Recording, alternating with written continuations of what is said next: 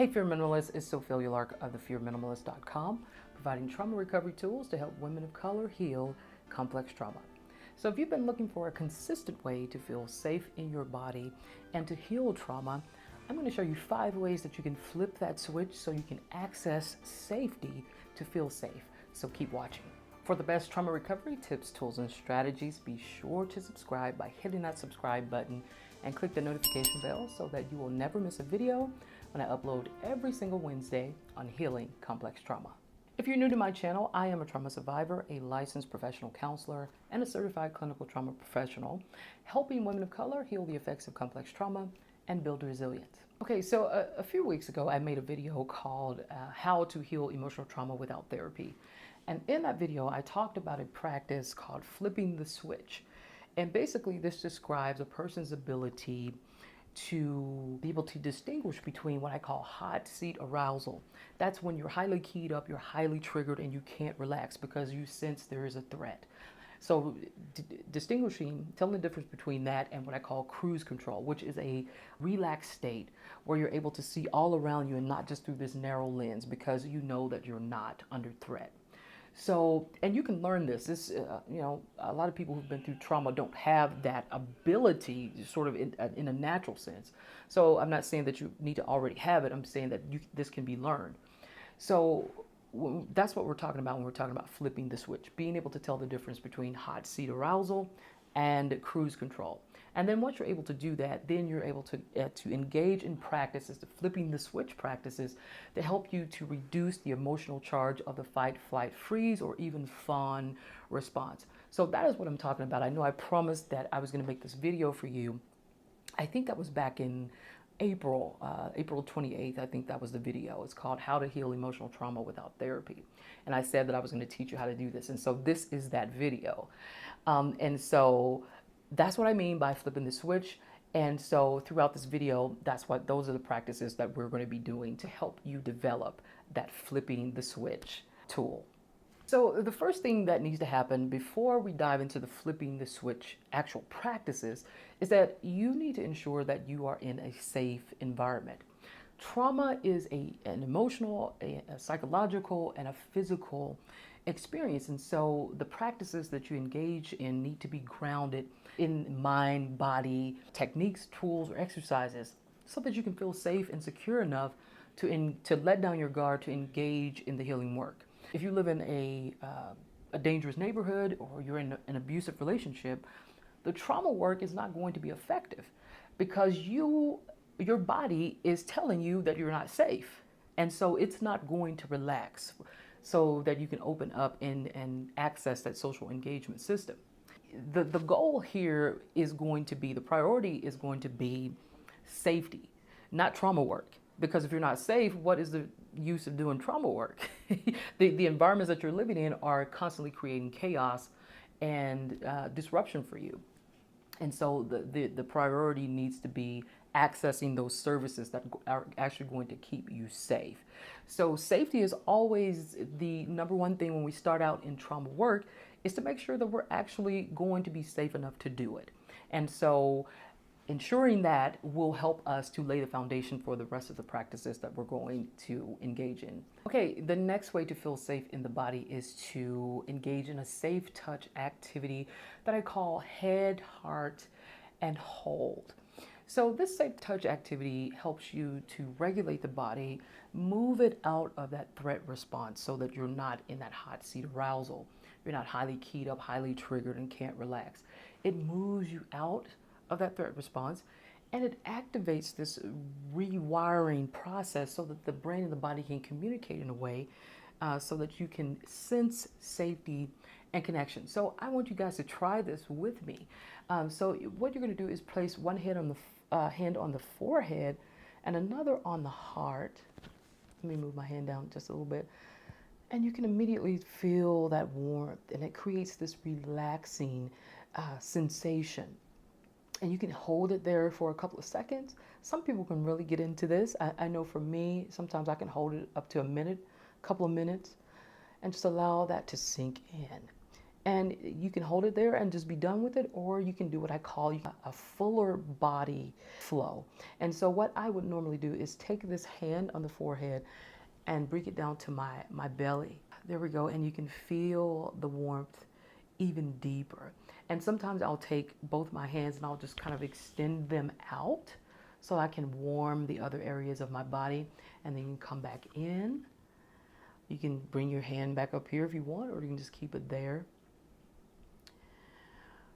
And this is a sign that your body is relaxing, and that is actually what you want. The next way to feel safe in the body is through a technique that I call the 4-4 breath. The 4-4 breath is a variation on Dr. Will's 4-7-8 breathing exercise. In Dr. Will's 4-7-8, there is an inhalation of 4 seconds. So you inhale for 4 seconds and you hold for 7 seconds without any breathing, and then you exhale as long as you can for 8 seconds. The 4-4 breath, I found this to be more effective for people who struggle with trauma, because the 7-second pause or hold in the middle mimics the constricted state of the body in trauma, where you are immobilized, you're holding your breath and you're bracing for something dangerous. So you're not really breathing as freely as you need to. And so the 4-4 technique avoids that by creating this slow, steady, but flowing breath where you're not stopping in the middle, holding for something. You're not bracing. As I said, in a trauma response, you're bracing for something dangerous, and so you're holding your breath and you're looking around at your skin and the environment. So when you're doing the 4-4 breath, you just take in inhale for 4 seconds. 1, 2, 3, 4, and then you just, so there's not this pause, this long 7-second pause in the middle. And so that's what the 4-4 breath is, and it really does work to help to regulate the body, move it out of that threat response into that social engagement system so that you can feel safe in your body and have the ability to connect with other people. So how do you feel so far? We've done a couple of the flipping the switch practices, and do you feel that shift from a more highly triggered state to a more relaxed state? Let me know in the comments below. Okay, and the fourth way to feel safe in the body is through what I call the limb squeeze. So your limbs, your arms, your legs, your muscles, those kinds of things, you squeeze them to get a good sense of your body boundary. So this targets dissociation, so you don't feel like, am I coming or am I going? You get a good sense of the body boundary, where it ends, where it begins, what something feels to you, how it feels to you, and how something moves around you. And so hugging and squeezing the body can give you that grounding sense that you are okay. It helps you to relax in the environment that you're in, so that you can take in a wider view of your environment. So you can look around and see, yeah, I'm actually safe. And then when you start to squeeze those limbs, it creates this gentle massage and this sense of relaxation. And then you start to breathe, and you start to feel a lot calmer. And even we talked about earlier with the heart, the head-heart hold, that you can create that sensation, that warmth sensation.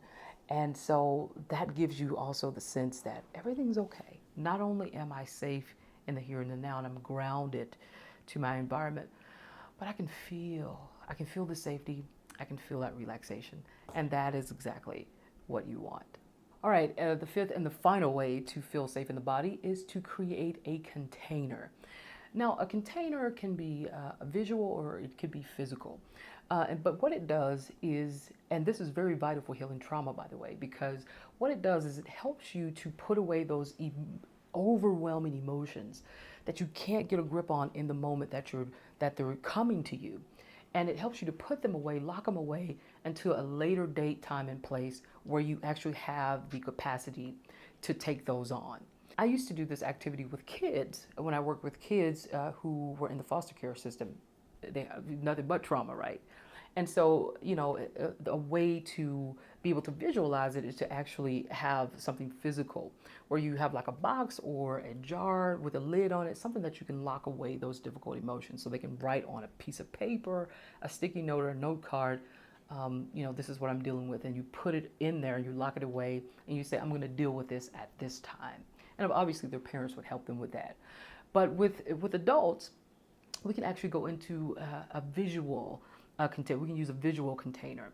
And this is best utilized when you have a flood of emotions going on and you're like, okay, this is getting out of control. I can't deal with this right now. And so you use that container to lock that away. It's something immediate to help you reduce the feelings of overwhelm. And so you take that and you put all the things that are bothering you. So say for an example, you have this knockdown, drag out argument with your boss, and you're just ruminating on these negative thoughts about, okay, I'm probably going to get fired. What do they got against me? They're leaving me out of meetings. Nobody's saying anything. I feel like I'm being set up to get fired, whatever. And you just can't get control over that. Accessing the container can help you to plan for when you're going to deal with those thoughts, because this is not denial. It may be that you need to actually address this more and say, look, I may need to look for a new job. So you're not denying that you don't have a problem. You're just saying that in this moment, this is too much and I can't deal with this right now. And so you contain those emotions, you schedule a date, time, and place to come back and deal with that, where you have much more access to that neocortex so that you can problem solve. You're not in this highly fight, flight, response mode, and you can come back to that. You can do this with a physical container, but what we're going to do here is to visualize a container. So think of a situation that is sort of highly triggering for you. You may have been going through the motions on this for a few days or even a week or two, and you just can't it's getting the best of you. It's interfering with your work, it's interfering with your relationships, and every time you turn around, you're thinking about this situation. Let's practice containing that. So what I want you to do is to visualize a container. So this can be a box, this can be a mason jar, this could be a treasure chest, whatever. Something that has a lid on it, something that you can lock, that you can put tape around so those things won't escape until you want to take them out.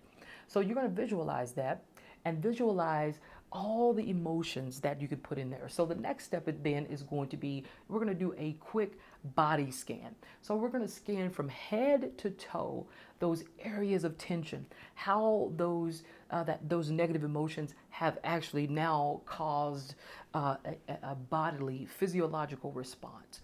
So, do you have tension in your head? You might have a headache, or you might have tightness in your jaw. Start to go from head to toe and scan where that tension, that anxiety, that stress may be. You have tightness in your jaw. Do you have, a knot in your throat? Do you have, pain or a negative sensation in your arms or your legs or your stomach? Maybe you have knots in your stomach. You're feeling really unsettled. I want you to go through there and just do a quick body scan and figure out what those areas of tension are and how those negative thoughts, those things that you've been ruminating on, have contributed to that. And then for the next 3 to 5 minutes, I want you to visualize, imagine moving those areas of tension into that container. So you're going to put that headache in the container. You're going to put these thoughts that you've been having into that container. So the thoughts, I'm not good enough, I'm going to get fired, and nobody likes me, and all that. We're going to put that in there. Or what am I going to do if I lose my job? Let's put that into the container along with those physical sensations. And you're going to do that for 3 to 5 minutes. And once you feel like you have everything in there that needs to be in there, I want you now to imagine locking that container. So lock it with a lock, put a lid on it really tight, wrap it up in lots of scotch tape, and then you're going to put that container to the side and schedule a time. So, Wednesday at 5 p.m. or whatever, I'm going to come back to this box and I'm going to take 1 or 2 things out to deal with, because I will have a clearer mind of how I'm going to solve this problem. And so that's what you're gonna do. Put it to the side, and then you're gonna actually go do something that you enjoy.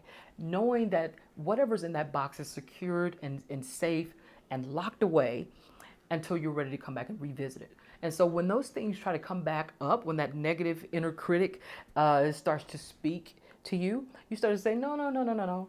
You're locked away. I've got a time and a date scheduled for you. We will meet then.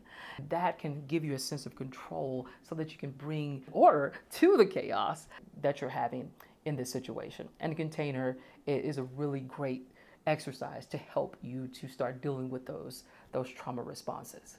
So now you know 5 ways to help you feel safe in the body.